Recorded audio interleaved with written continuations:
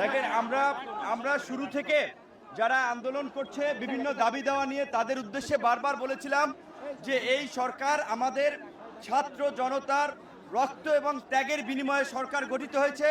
এই সরকার আমাদের সরকার, ছাত্র জনতার সরকার, তারা আমাদের সকল দাবি দেওয়া মানবে। কিন্তু এই সরকার নতুন দায়িত্ব নিয়েছে, তাদের রাষ্ট্র পরিচালনার অভিজ্ঞতা নাই, কাজেই তাদেরকে কিছুদিন সময় দিতে হবে। অন্তত পক্ষে আগামী 1 মাস কোনো দাবি দেওয়া নিয়ে রাস্তায় আন্দোলন করা যাবে না।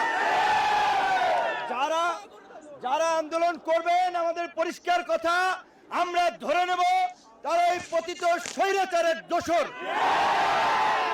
এই সরকারকে বিপদে ফেলার জন্য, দেশকে অস্থিতিশীল করার জন্য এই সমস্ত দাবি দেওয়ার নামে রাজপথে নৈরাজ্য তৈরি করতে চান আপনারা।